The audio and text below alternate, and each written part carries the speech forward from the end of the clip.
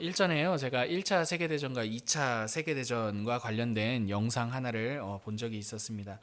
영상을 보고 난 뒤에요. 그 표면적으로 그냥 전쟁이 일어났나 보다라고 그 정도로만 이해했는데 그 영상을 보고 난 뒤에 그 이면에 전쟁의 이면에 굉장히 복잡한 내용들이 얽히고 설켜 있었다라는 것을 알 수가 있었습니다.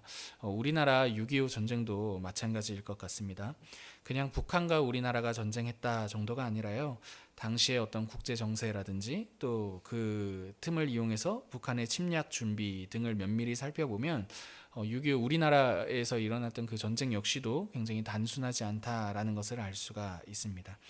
그래서 여러분 아시는 것처럼요. 전쟁사, 기록된 전쟁사를 살펴보면 그 양이 굉장히 방대하다라는 것을 알 수가 있을 것 같습니다. 어느 전쟁사를 막론하고 그 내용이 굉장히 많다라는 것을 알 수가 있는 거죠. 다양한 방면에서 전쟁을 평가하고 기록할 수 있기 때문입니다. 왜 전쟁 이야기를 하느냐면요. 오늘 우리가 읽은 본문도요. 각각의 두 본문, 이 두 본문이 전쟁과 관련되어 있는 이야기이기 때문입니다. 먼저 번 전쟁은요. 이스라엘과 블레셋의 전쟁 이야기이고 또 다른 하나는요. 이스라엘과 아말렉 간의 전쟁 이야기입니다. 이 두 전쟁 모두가요. 사울이 왕으로 세워진 이후에 일어난 전쟁입니다. 이 두 번의 전쟁 역시도요. 표면적으로는 그냥 전쟁했나 보다 이 정도 이해할 수 있을 테지만 역시나 면밀히 살펴본다면 결코 단순하지만은 않을 것입니다. 여러 정황들이 있을 것이고요. 복잡한 내용들을 따라 기록한다면 사실 오늘 이 분량보다 더 많은 내용을 기록할 수 있는 게 이 두 전쟁 사이에 일어난 일들이었을 것입니다. 그런데 오늘 이렇게 많은 양을 기록할 수 있는 그 전쟁과 관련된 내용들이 분명 있었을 것임에도 불구하고 오늘 우리가 읽은 이 각각의 본문은요. 굉장히 동일하게 한 사건에 대해 집중하고 있다라는 것을 알 수가 있습니다.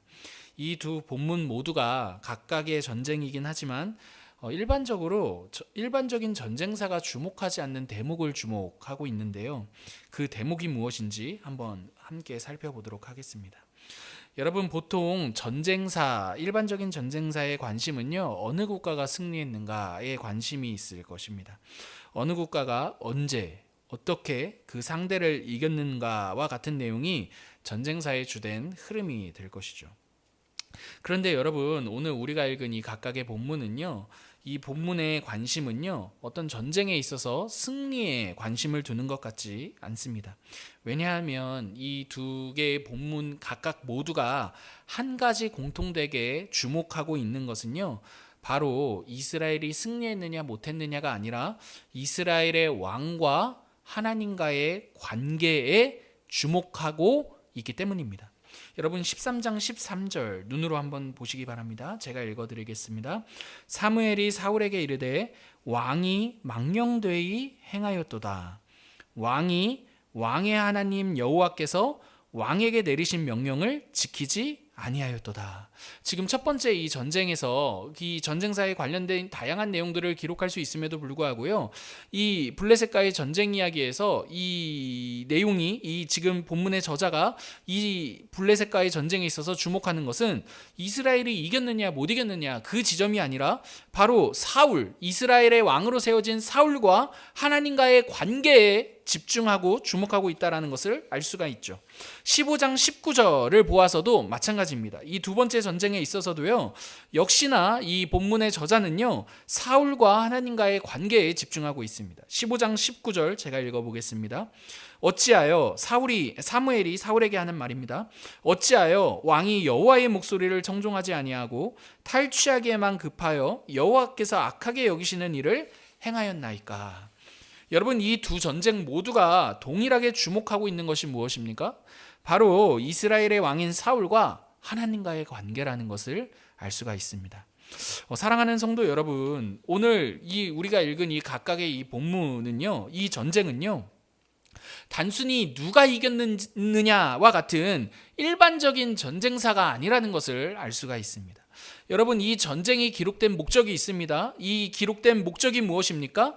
지금 이 전쟁을 통해서 하나님께서 관심을 두고 계신 승리는 이 전쟁의 목적은 하나님과의 관계에 있다는 것을 우리에게 말해준다는 사실입니다.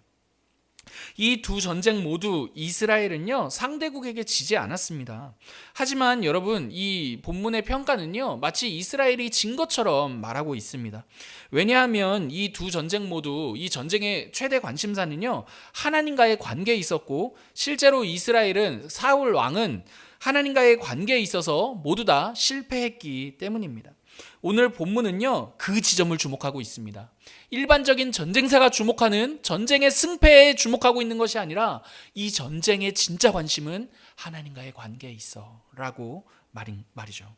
이렇게 말하는 것입니다. 들어보십시오. 진짜 전쟁에서 이기는 것이 무엇이냐? 하나님이 우리에게 말씀하시는 겁니다. 상대 나라에게 패하지 않는 것이 전쟁에서 승리하는 것이냐? 아니다. 이스라엘, 나의 백성인 너희들의 승리는 하나님을 모르는 그 가나안 땅 한복판에서 나와의 관계를 지키는 것, 그게 너희들의 승리다 라고 말이죠. 여러분, 오늘을 사는 우리도 사실은 마찬가지입니다. 우리도 눈에 보이는 전쟁은 아니지만요, 사실은 우리 역시도 실제로 사실은 전쟁을 하며 살아갑니다. 우리의 삶을 가만 보면요 전쟁이 아닌 전쟁이라는 것을 알 수가 있습니다. 이전에요 송강호 씨가 주연으로 나온 영화가 있는데요, 우아한 세계라는 영화가 있습니다. 굉장히 인상 깊게 보았는데요, 조폭으로 사는 한 가장의 삶을 그려낸 영화입니다. 이는 단순히 조폭과 관련된 이야기를 담아내려고 하는 것이 아니라요, 우리나라에서 가장으로 사는 삶이 조폭으로 사는 그런 굉장히 전쟁터와 방불한 삶을 사는 것이라는 것을 그 조폭이라는 설정을 통해 전달하고자 하는 내용입니다. 삶이 전쟁이라는 거죠. 세부적으로 보면요, 직장이 정말 전쟁터와도 같습니다. 얼마나 치열합니까? 그렇지 않습니까? 계속해서 경쟁해야 되고 남을 이겨야 되고 어떻게든 내 존재를 입증해야 되는 것, 정말 전쟁과 방불합니다. 가정도 가만 보면요 전쟁이라는 것을 알 수가 있습니다. 관계 안에서 누리는 굉장히 치열한 그런 내용들이 우리 각자에게 분명 있기 때문입니다. 교회도 마찬가지입니다. 교회 안에서도요 전쟁을 경험하는 그러한 일들을 경험할 수가 있죠. 여러분, 이렇게 우리가 몸으로 부딪히는 우리 인생의 모든 장면들이요 모두 다 전쟁이라고 해도 무방할 것 같습니다. 여러분, 이렇게 전쟁과 같은 우리의 삶에서요 자칫 우리가 해야 할 진짜 전쟁이 있음에도 불구하고 이 삶에 다양하게 치이는 장면들로 인해 우리가 진짜 해야 될 전쟁을 놓칠 수 있다라는 게 오늘 본문이 우리에게 주는 교훈이 되는 거죠. 우아한 세계를 보시면요, 송강호 씨의 인생이 마치 그렇습니다. 가장으로서요 정말 최선을 다해 살거든요. 송강호 씨가 정말 최선을 다해 삽니다. 조폭인데도 최선을 다해 삽니다. 그런데 마지막 장면이 어떠한 장면이냐면 가족들을 다 잃는 장면입니다. 송강호 씨 나름대로 정말 중요한 전쟁이다라고 하면서 그 전쟁을 힘써 해왔는데요, 그 마지막 장면에서 진짜 자신이 했어야 할 전쟁이 무엇인지, 우리가 그 진짜 했어야 될 전쟁을 놓쳤을 때 경험하게 되는 그 헛헛함을 그 영화의 마지막 장면에 그렇게 담아내고 있는 것이죠. 전쟁과 같은 삶에서 전쟁을 잘 치렀다라고 생각했고 그 전쟁에서 진짜 실제로 이겼다라고 생각했는데요, 정작 중요한 것에 있어 중요한 것을 잃음으로써 진 것과 다름없는 모습이 참으로 모순적이다라고 느끼게끔 만드는 게 그 영화의 마지막 장면입니다. 근데 여러분, 어디 송강호 씨만 그렇습니까? 그 인생이 바로 우리의 인생이라는 것을 이 감동이 말해주고 싶었던 것이었겠죠. 얼마든지 우리 역시도 그러한 위험에 놓일 수 있다라고 말입니다. 사랑하는 성도 여러분, 꼭 기억하셨으면 좋겠습니다. 여러분, 우리가 진짜 해야 할 전쟁이 있습니다. 직장과 관련된 전쟁도 아니고요, 가정과 관련된 전쟁도 아니고, 또 우리의 어떤 경제적인 보장을 위해 우리가 챙겨야 할 전쟁도 아니라요, 바로 하나님과의 관계, 그게 우리가 정말 신경 써야 할 전쟁이라는 것을 기억해야 할 것입니다. 하나님과의 관계라는 전쟁을 잃으면요, 우리가 다른 전쟁에서 모두 다 승리했다 하더라도 마치 그 영화의 후반부의 쓸쓸한 송강호 씨의 모습과 같이 모든 것에 있어 진 것과 다름없기 때문입니다. 여러분, 우리를 유혹하는 마귀는요 이런 전략인 거죠. 다른 건 다 너가 이겨도 돼. 하지만 하나님과의 관계에 있어서만큼은 내가 이길 거야. 여러분, 이게 마귀의 전략 아니냐는 말입니다. 여러분 오늘 본문은요 이렇게 우리가 하나님과의 관계에 있어서 패배할 수 있는 몇 가지 장면, 그 요인들을 우리에게 보여줍니다. 두 가지가 등장하는데요. 첫 번째 전투에 있어서는 불안함이 등장합니다. 두 번째 전투에 있어서는 교만함이 등장하고 있습니다. 먼저 불안함과 관련된 내용을 한번 살펴보도록 하겠습니다. 13장 11절과 12절인데요. 우리 두 절의 말씀 한번 같이 읽어보겠습니다. 11절과 12절입니다. 사무엘이 이르되 왕이 행하신 것이 무엇이냐 하니 사울이 이르되 백성은 내게서 흩어지고 당신은 정한 날 안에 오지 아니하고 블레셋 사람은 믹마스에 모였음을 내가 보았으므로.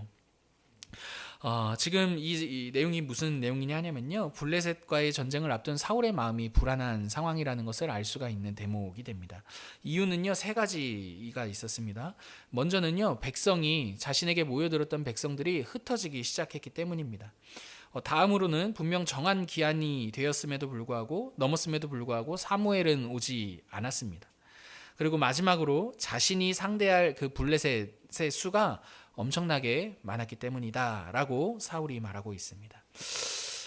어찌 보면 사울이 이 세 가지 내용을 통해서 불안함을 느낄 수 있었던 건 당연하게 이해할 수 있는 대목인 것 같습니다.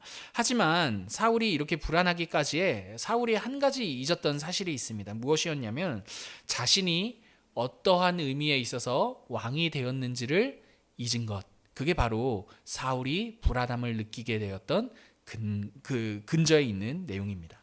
사울이 왕이 된 것을 생각해 보십시오, 여러분. 사울은요 결코 자신이 대단해서 왕이 된 것이 아니었습니다. 사울은 어디까지나 자신을 세우신 하나님의 위대함을 드러내야 하는 왕이었습니다. 그게 바로 이스라엘의 왕이 다른 나라의 왕들과에 있어서 철저히 구별되는 지점이었습니다. 때문에 자신들의 백성이 자신들을 자기로부터 흩어진다 하더라도 사울은 자기의 자리를 지켰어야 됩니다. 그리고 설령 사무엘이 정한 기한에 늦게 온다 하더라도 그 시간을 기다렸었어야만 했습니다. 뿐만 아닙니다. 블레셋의 수가 엄청나게 많다 하더라도 사울은 그 자리를 지키고 있었어야만 했습니다. 사울이 불안했던 것은요, 자신이 다른 주변 국가의 그 나라의 왕들과 같이 강해져야 한다라는 생각 때문이었습니다. 다른 왕들과 같이 자신이 힘을 갖춰야 한다라고 생각했기 때문에 지금의 상황에서 백성들이 흩어지고 사무엘은 오지 않고 블레셋의 군사의 수는 많다라는 그 지점이 나를 너무 초라하게 만드는 거죠. 내가 힘을 갖추지 못한 왕이라는 그 사실이 자신을 불안하게 만들었던 것입니다. 그래서 사울이 선택한 일이 무엇입니까? 스스로 강해지는 일이었습니다. 하나님을 기다리며 약해지느니 차라리 자신이 사무엘의 역할을 월권해서라도 강해지는 길을 선택했습니다. 스스로 강해져서요, 이 불안을 극복해 보겠다라는 게 사울의 선택이었던 것입니다. 하나님께서요, 이러한 사울의 선택을 기뻐하지 않으셨습니다. 하나님을 철저히 의존함으로써 이스라엘이 어떠한 나라인지를 드러냈었어야 할 자신의 왕의 역할을 내던지고 주변국과 방불한 자신이 강해지는 것을 선택함으로써 하나님이 왕이 아닌 나를 의존함으로써 자신의 왕됨을 나타내려고 했던 결과가 이 결과였기 때문입니다. 사랑하는 성도 여러분, 우리도 살면서요, 사실은 사울과 같은 이러한 불안함을 경험합니다. 그런데 문제는요, 이러한 불안함을 느낄 때 우리가 어떠한 선택을 하느냐에 있습니다. 불안함은 우리를 자극하죠. 어떻게 자극합니까? 사울과 같이요, 사울이 자극받았던 것과 같이요, 너가 더 강해져야 되는 것 아닐까? 라고 우리를 자극합니다. 그래서 이러한 불안은요, 하나님을 신뢰하며 기다리게 하지 못하고 우리가 무엇인가 해야만 된다라는 쪽으로 몰고 갑니다. 내가 내 인생의 핸들을 더 강력하게 쥐고 내 인생을 통제해야지만 내가 느끼는 이 불안의 모든 요소들은 사라지게 될 거야 라고 생각하게 만드는 거죠. 그래서 부단히 나의 인생을요, 빈틈없이 통제하려고 합니다. 여러분, 우리 인생을 통제하려고 하는 그게 바로 이 불안함에 의해 우리가 선택하는 잘못된 선택이라는 것을 기억하셨으면 좋겠습니다. 통제하려고 하면 할수록 통제할 수 없는 일들이 생길 것입니다. 그리고 동시에 통제하면 할수록 통제할 수 없다라는 그 불안이 또 다른 불안을 낳게 만들 것이죠. 그러나 사랑하는 성도 여러분, 우리가 통제할 수 없는 그 상황에서요, 하나님을 기다리며 우리의 핸들을 하나님께 끝까지 내어주는 그 싸움, 그 전쟁, 이 전쟁이야말로 우리가 해야 할 전쟁이라는 것을 기억하시기를 바랍니다. 여러분, 이 전쟁, 이 지점이야말로 우리가 진짜 해야 될 전쟁입니다. 이 통제권을 하나님, 나의 인생의 핸들을 주님이 주십시오. 주님, 내가 지려고 할 때마다 주님이 쥐어주십시오. 여러분, 이 전쟁이야말로 우리가 해야 되는 전쟁이라는 것을 기억하십시오.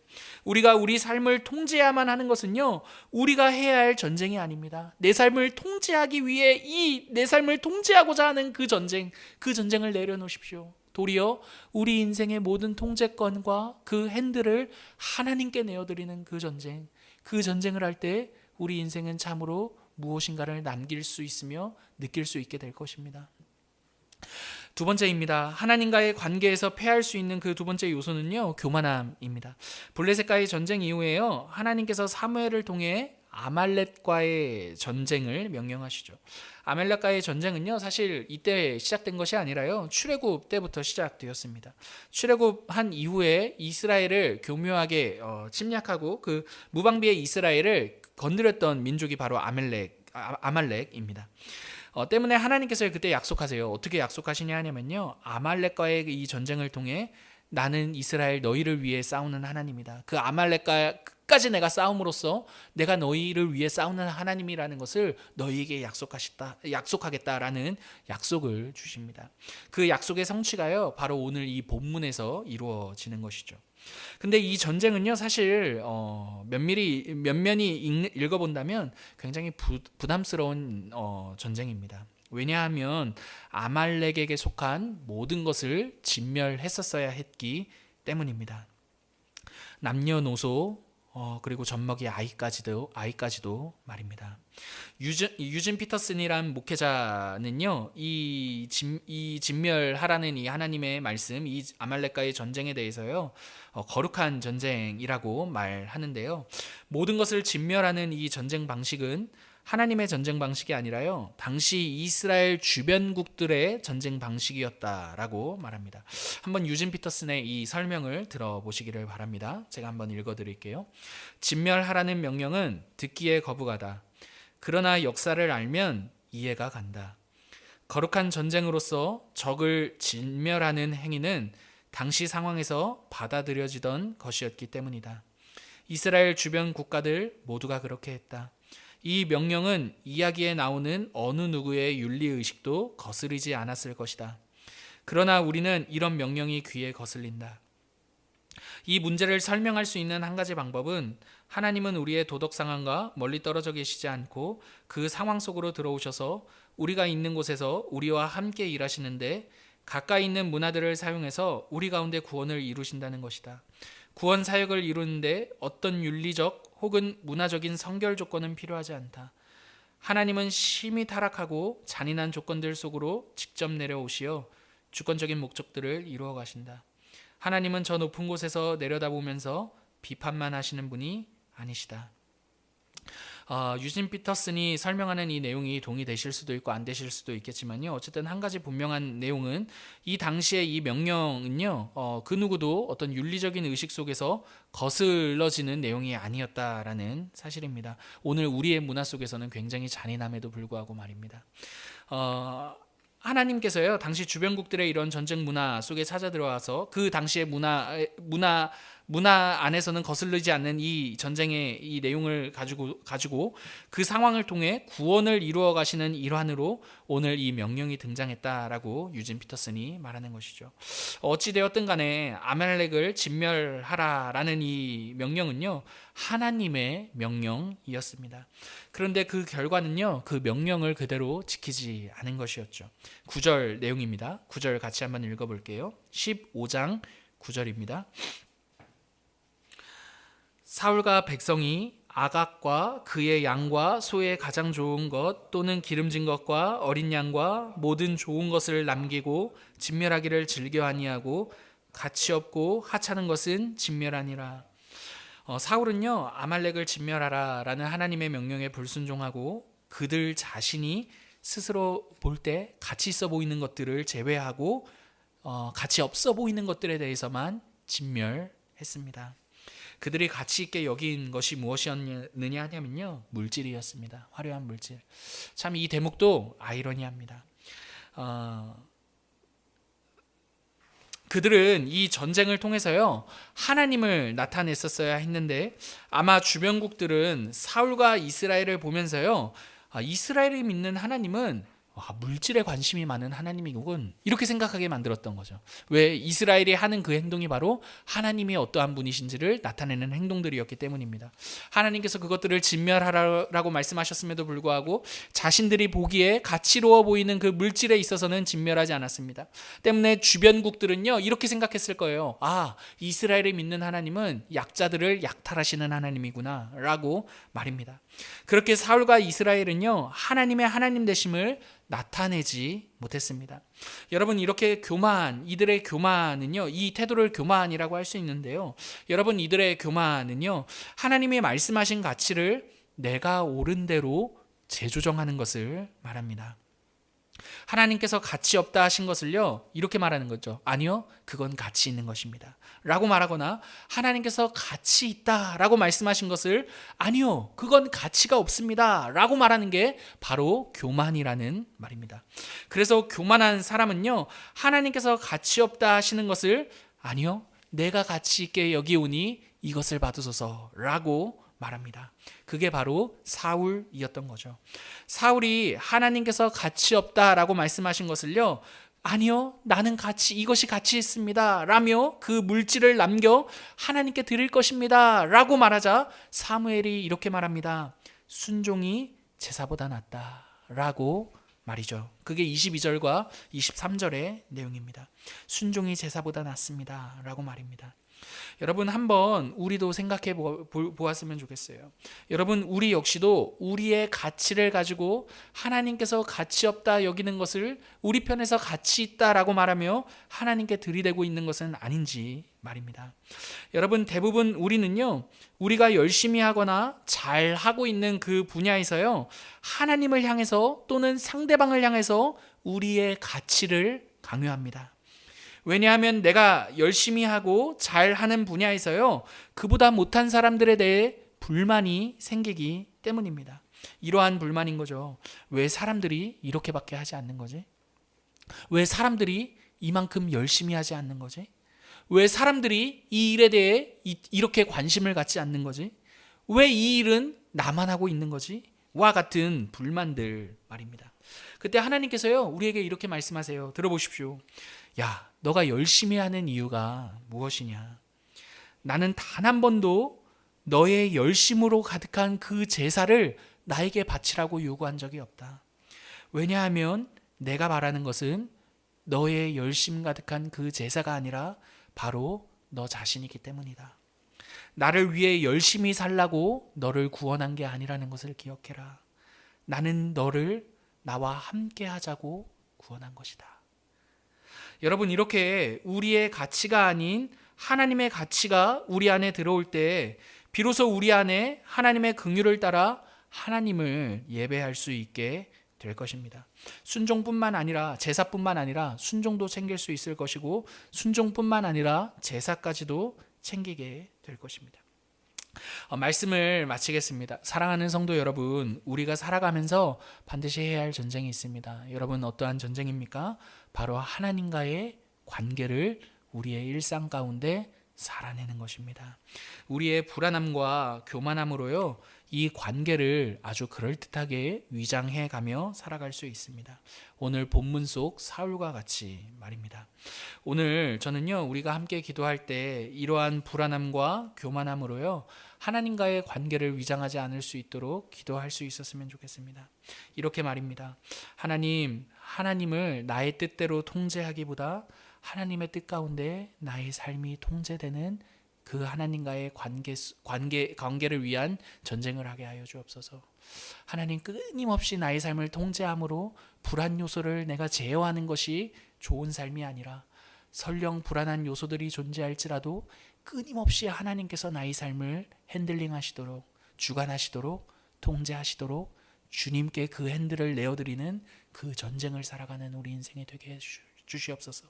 여러분, 두 번째로는요, 하나님, 나의 가치를 하나님께 강요하기보다, 나의 가치를 이웃에게 강요하기보다, 내가 옳다라고 생각하는 나의 옳음을 누군가에게 관철시키기보다 하나님의 가치를 따라 이 땅을 살게 하여 주옵소서. 여러분, 무엇입니까? 그 가치가 내가 너희를 사랑한 것 같이 너희도 서로 사랑하라. 여러분, 그 하나님의 가치를 따라 살아가는 우리가 되게 해달라고 오늘 이 수요밤 기도 모임 함께 기도하고 돌아가도록 하겠습니다. 함께 기도하겠습니다.